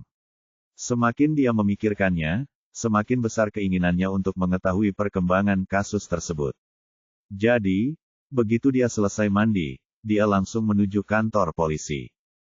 Dengan membuka heksagram, dia telah menempatkan dirinya pada jalan menuju sedikit kedamaian. Seperti yang diharapkan, Zhao Yu baru saja tiba di kantor, dan dia sudah bisa melihat bahwa anggota unit investigasi kasus utama sekali lagi berdebat dengan satuan tugas khusus. Bab 299. Terjadi gesekan antara detektif polisi dari unit investigasi kasus utama dan satuan tugas khusus. Saat mereka memecahkan kasus perampokan bank, kasus tersebut akan segera disidangkan. Detektif polisi dari unit investigasi kasus utama ingin bertindak cepat agar dapat terus menyelidiki kasus mayat tersembunyi di bank, tetapi mereka ditolak oleh satuan tugas khusus saat mereka meminta informasi terbaru tentang kasus tersebut. Satuan tugas khusus itu berkata dengan kasar, kami secara resmi ditugaskan untuk menyelidiki kasus ini oleh para petinggi. Kami tidak peduli dengan kasus perampok bank, tetapi kami tidak dapat membiarkan unit investigasi kasus utama menangani kasus mayat tersembunyi di bank. Mereka bahkan memperingatkan bahwa cabang Rongyang hanya perlu bekerja sama dalam penyelidikan. Jangan mencampuri urusan orang lain, imbuh mereka. Detektif polisi dari unit investigasi kasus utama Rongyang tidak mau ambil pusing. Ketika mereka mendengar hal itu, mereka langsung berdebat dengan mereka. Zhang Yaohui memimpin tim, pertama-tama berdebat dengan mereka, lalu berdebat hingga hampir berkelahi. Hei, Bro Yu. Tepat ketika Lan Bo mulai merasa gugup karena mereka tidak memiliki seorang pun yang berani di pihak mereka, dia melihat Zhao Yu. Dia sangat gembira dan segera meminta bantuannya. Ketika Zhao Yu mendengar keseluruhan ceritanya, dia menggaruk kepalanya. Dia merasa aneh bahwa mereka meminta informasi terbaru dari satuan tugas khusus karena itu tidak perlu. Departemen forensik harus melakukan otopsi pada mayat tersebut, dan Departemen Orang Hilang juga akan memeriksanya. Oleh karena itu, yang perlu mereka lakukan untuk mendapatkan informasi lengkap hanyalah pergi ke kedua departemen tersebut. Namun, para detektif sengaja meminta informasi dari satuan tugas khusus. Apa yang jelas-jelas ingin dilakukan Zhao Yaohui dan yang lainnya adalah untuk memprovokasi satuan tugas khusus. Apakah itu? Zhao Yu melihat sekeliling tetapi tidak dapat menemukan Miao Ying. Dia kemudian menyadari sesuatu. Oh, aku mengerti sekarang. Miao Ying pasti sedang menahan amarahnya. Itu sebabnya dia mencari masalah dengan satuan tugas khusus, pikir Zhao Yu. Nakal, Miao Renfeng ini sangat nakal. Dia setara denganku. Namun, ia memiliki sudut pandang dan prinsipnya sendiri. Jika ia adalah pemimpin tim, ia akan lebih mendorongnya lagi. Jika demikian, mengapa saya tidak membantu? Pikirnya dalam hati. Zhao Yu bergegas menuju kerumunan untuk membuat lebih banyak drama. Dia mendorong Mao Wei dengan bahunya. Mao Wei yang tinggi dan gemuk kemudian kehilangan keseimbangan dan memeluk seorang anggota satuan tugas khusus. Hei, apa yang kau lakukan? Apa kau mencoba mencari masalah? Perhatikan baik-baik. Kau yang memulainya. Hal ini menjadi pemicu bagi kedua belah pihak untuk mulai berkelahi. Para detektif dari kedua belah pihak bersiap untuk bertempur. Kemudian seorang laki-laki berpenampilan bersih keluar dari kantor tim B dan berteriak, "Berhenti!" Suaranya yang menggelegar mengagetkan semua detektif, dan mereka meletakkan tangan mereka dan terdiam. Tidak bisakah kau melihatnya? Dia berbicara langsung kepada anggota satuan tugas khusus. Mereka di sini untuk menunjukkan senioritas dan kekuasaan mereka di kantor ini. Pria ini tidak terlalu tua, tetapi dia berbicara dengan percaya diri dan penuh kekuatan. Ketika dia muncul, dia menarik perhatian semua orang. Para detektif polisi dari satuan tugas khusus tampak seolah-olah mereka menemukan tulang punggung mereka dan bergerak ke sisinya. Meskipun ini adalah pertama kalinya Zhao Yu melihat orang ini, dia menduga bahwa dia adalah ketua tim satuan tugas khusus, Wang Shengyao. Dia bukan hanya wakil kapten tim investigasi kriminal kota, tetapi dia juga sepupu Mao Wei. Dia masih muda dan kulitnya seputih batu giok. Meskipun dia tidak tinggi, dia penuh dengan semangat dan kebanggaan. Kawan-kawan, Wang Shengyao tersenyum jahat dan berkata, "Tidak apa-apa. Bukankah mereka menginginkan informasinya? Bukankah mereka ingin menyelidiki kasus yang sama dengan kita? Baiklah, berikan saja kepada mereka. Aku tidak suka lawan yang kalah di garis start." Pernyataan netral Wang Shengyao menghantam para detektif dari unit investigasi kasus utama Rongyang seperti berton-ton batu bata. Wang Shengyao kesal. Beberapa orang begitu sombong setelah memecahkan beberapa kasus. Kau tahu apa? Lanjutkan saja penyelidikan. Aku selalu menginginkan kompetisi. Hehehe. Tat. Saat Wang Shengyao tertawa dingin, terdengar suara langkah kaki mendekat. Mereka kemudian melihat siluet cantik di kantor tim A. Itu adalah Miao Ying. Tepat saat Wang Shengyao melihat Miao Ying, senyumnya semakin lebar dan semakin jahat. Hahaha, begitu. Ini sebenarnya diatur oleh ketua tim Miao. Astaga, Wang Shengyao mulai bertepuk tangan. Miao Renfeng yang legendaris itu luar biasa. Akhirnya aku bisa melihatnya dengan mata kepalaku sendiri. Kau menunjukkan kekuatanmu kepada kami di kantor ini dan kami jadi sangat terintimidasi. Sarkasme Wang Shengyao membuat para detektif dari satuan tugas khusus tertawa terbahak-bahak. Ketua tim Wang, maafkan etiket saya. Miao Ying tersenyum dingin pada Wang Shengyao.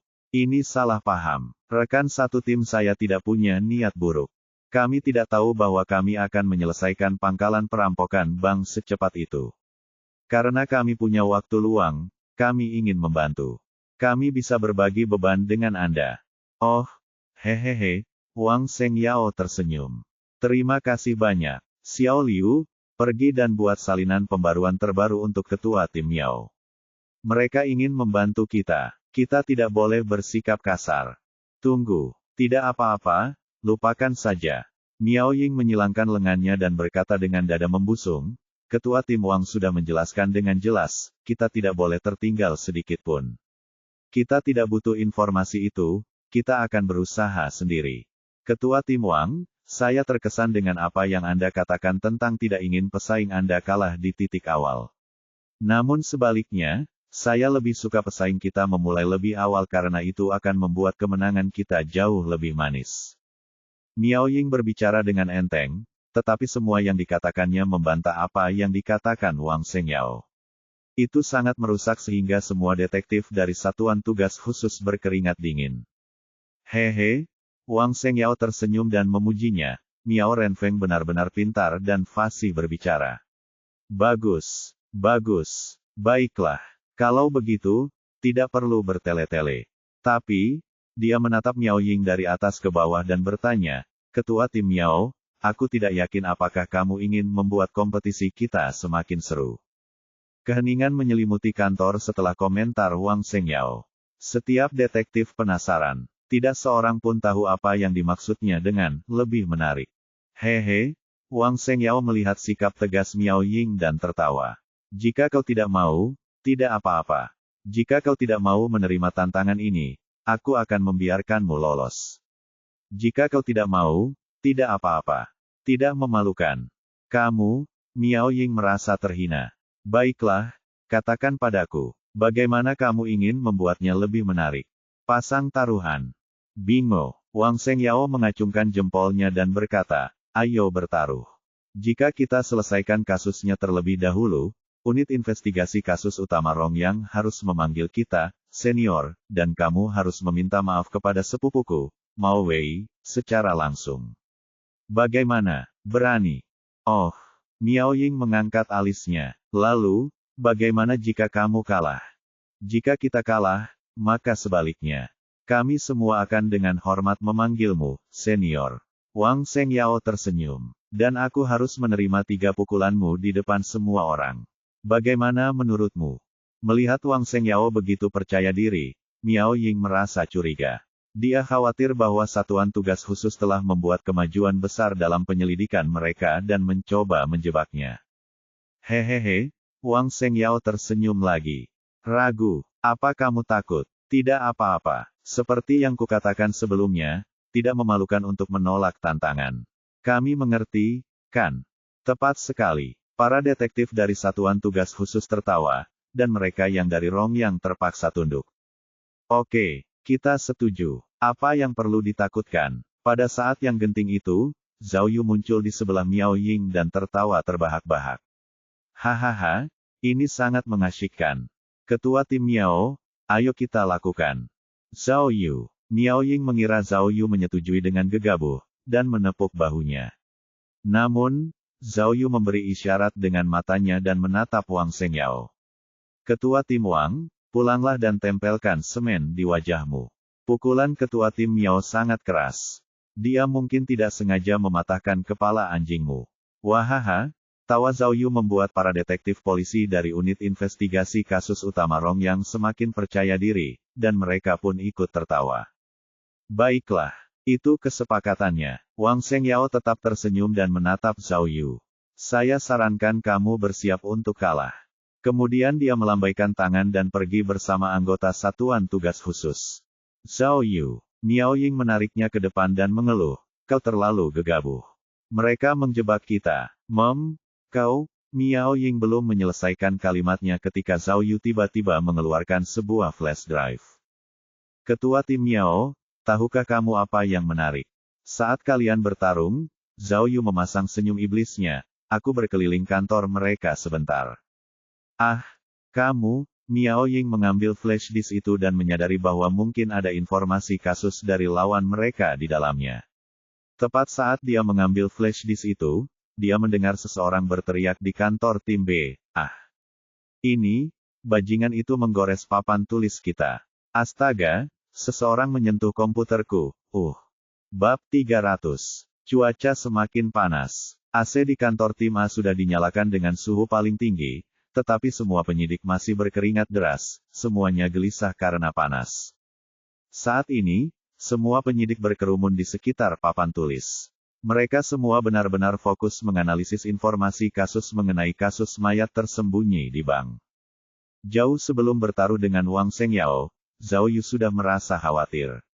Mungkinkah Wang Shengyao dan yang lainnya telah menemukan bukti kunci, dan itulah sebabnya mereka berani berbicara dengan berani, dan dengan percaya diri bertaruh melawan Miao Ying. Sayangnya, Zhao Yu tidak memiliki alat penyadap lagi. Jadi, ia hanya bisa mengambil risiko dan mengacau di kantor tim khusus. Akhirnya, ketika dia memeriksa informasi investigasi mereka, dia melihat bahwa selain menemukan mayat baru, tidak ada tersangka. Itulah sebabnya dia tidak khawatir ketika dia membuat Miao Ying menerima taruhan Wang Shengyao. Namun, meskipun begitu, anggota unit investigasi kasus utama sangat khawatir. Mereka khawatir tidak bisa menang, dan akhirnya akan dipermalukan. Jadi, begitu mereka kembali ke kantor, tak seorang pun menyempatkan diri untuk merayakan penyelesaian kasus perampokan bank. Sebaliknya, Mereka langsung mengeluarkan papan tulis dan mulai menempelkan informasi di atasnya, memasuki siklus kerja yang baru.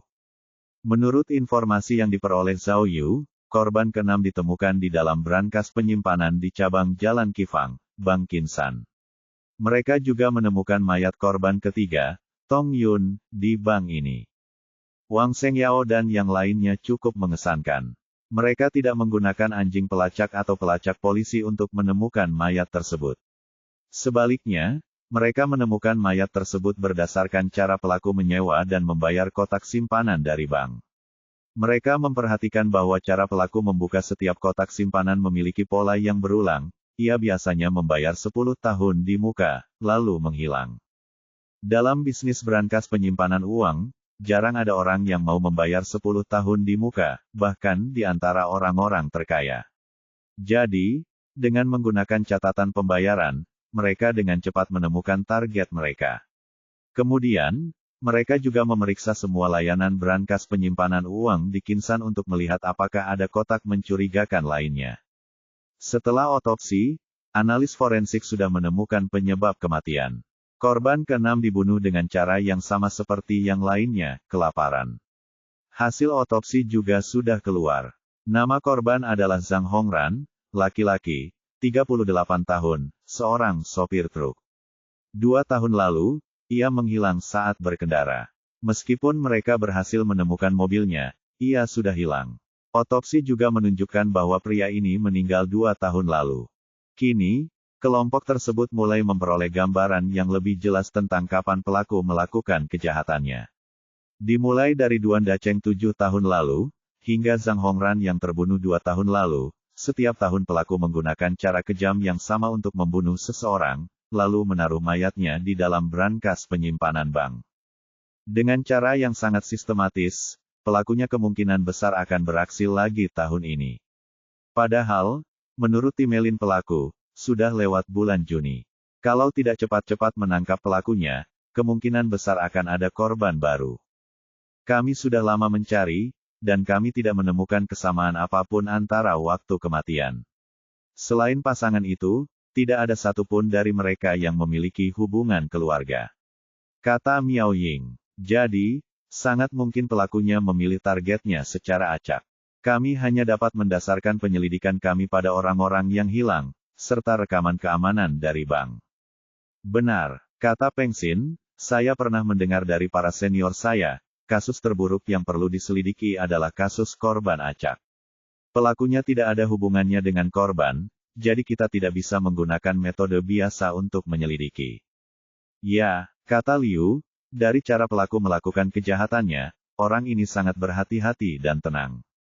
Jumlah bukti yang tertinggal sangat sedikit. Sungguh sulit untuk diselidiki. Ketua tim Miao, Zhang Jingfeng berkata, saya sudah berbicara dengan para ahli di Departemen Orang Hilang. Mereka mengatakan bahwa pelaku di kamera pengawas berpakaian terlalu rapi, jadi mereka tidak bisa membuat potret pelaku seperti yang mereka lakukan pada kasus perampokan bank. Akan sulit menggunakan video pengawasan. Saya juga sudah memeriksa pakaian pelaku. Kata Liu, dia berpakaian terlalu sederhana. Semua merek jalanan, akan sulit untuk menemukannya. Lalu, bagaimana dengan barang bawaan yang mereka gunakan untuk menaruh mayat-mayat itu? Tanya Miao Ying. Saya juga sudah memeriksanya. Liang Huan segera menjawab, semua koper itu mereknya berbeda-beda, dan tidak ada satupun yang bermerek terkenal. Saya sudah mengirimkan foto semua koper itu. Polisi akan membawanya ke semua departemen store besar atau pasar loak untuk membandingkannya. Tetapi itu akan memakan waktu.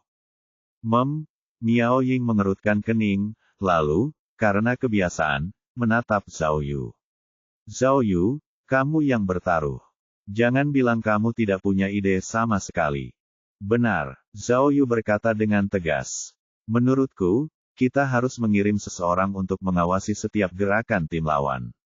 Jika mereka menemukan pelakunya, maka aku akan melawan mereka, dan menyeret mereka kembali, sehingga kalian bisa pergi dan menangkap penjahatnya terlebih dahulu, dan kita menang. Bagaimana? Astaga, semua penyelidik yang hadir hampir terjatuh karena jengkel. Kamu masih bisa bercanda di saat seperti ini. Miao Ying berkata dengan marah, Aku akan memberitahumu sekarang, jika kita kalah dalam taruhan ini, maka aku akan menggunakan 3 pukulan yang aku simpan untuk Huang Shengyao dan menggunakannya padamu sebagai gantinya. Tidak. Zhao Yu menjabat tangannya dengan tergesa-gesa dan berkata, aku merasa entah bagaimana, pelakunya benar-benar melakukan apa yang dia inginkan, dan sepertinya mereka tidak terlalu berhati-hati. Jadi, menurutku pasti ada beberapa kesalahan. Kita harus memeriksanya dengan saksama. Seperti apa? Tanya Miao Ying. Misalnya, Zhao Yu menunjuk ke papan tulis, 6 mayat, 1 di Bank Tongchuan, 2 di cabang Jalan Jifang, dan sisanya ada di Bank Yuhualu. Ini, tidak ada polanya. Sepertinya pelakunya memilih secara acak. Coba pikirkan, jika dia mengambil ke-6 mayat itu dan menaruhnya di bank yang berbeda, bukankah kemungkinan untuk terbongkar akan berkurang? Tidak, Li Bei ini tiba-tiba menyela, senior, justru sebaliknya. Aku sudah menganalisisnya dengan saksama. Pelakunya tidak berencana untuk sering mengubah tempat penyimpanan mayatnya karena tidak banyak bank di Kinsan yang sesuai dengan persyaratannya untuk menyimpan mayat. Lihat. Li Bei ini menunjuk ke papan tulis. Selain mayat Bank Tongchuan, semua mayat lainnya disimpan di kotak penyimpanan aman milik Bank Kinsan. Ini berarti pelakunya sudah memikirkannya dengan matang. Dari semua bank, Bank Kinsan punya sistem yang paling longgar. Ambil contoh Bank Tongchuan. Peraturan mereka jelas lebih ketat daripada Bank Kinsan. Mereka harus menunjukkan identitas untuk mendaftar, dan mereka bahkan menyimpan video pengawasan mereka. Setelah pelaku menyimpan 1 mayat di sana, dia tidak berani melakukan yang lain. Lihat juga Bank Dajiang. Peraturan brankas mereka bahkan lebih ketat. Barang apapun yang akan disimpan harus dironsen terlebih dahulu. Pelakunya tidak akan berani menyimpan mayat di sana. Oh. Mendengar analisis Li Bei ini, Zhao Yu tampaknya menyadari sesuatu. Ternyata, pelakunya tidak benar-benar berencana untuk menyimpan mayat-mayat itu secara terpisah, tetapi banyak tempat yang tidak cocok untuk menyimpan mayat-mayat itu. Kali ini, Bank Kinsan akan bertanggung jawab besar. Liu Suesan mendesah. Justru karena kelemahan sistem mereka, penjahat itu punya kesempatan untuk memanfaatkannya. Penjahat itu tidak hanya menggunakannya untuk menyimpan mayat, tetapi bahkan digunakan untuk pasar gelap bawah tanah. Bank itu pasti akan menghadapi kesulitan besar. Kau benar, tidak mungkin petinggi bank tidak tahu tentang kekurangan itu. Li Bei ini mengeluarkan sebuah dokumen. Tetapi hanya dengan mengabaikannya mereka bisa menghasilkan uang. Berdasarkan statistik, layanan brankas penyimpanan uang Bank Kinsan menghasilkan uang paling banyak dari semua bank. Setiap tahun keuntungan mereka mencapai jutaan. Ini adalah jumlah pendapatan yang tidak terbayangkan. Jika kau bertanya padaku, kita masih harus berterima kasih kepada perampok bank untuk ini. Da Fei berbicara dengan emosional, jika bukan karena mereka yang secara tidak sengaja memecahkan kotak-kotak ini, kita tidak akan menemukan mayat-mayat ini. Jika kita menemukannya beberapa dekade dari sekarang, maka tidak akan ada cara untuk memecahkan kasus ini. Ya, ini takdir, kata Miao Ying. Semua orang akan membayar dosa mereka. Karena itu, kita harus berusaha sebaik mungkin untuk menangkap penjahat psikotik ini, dan memberikan keadilan bagi para korban.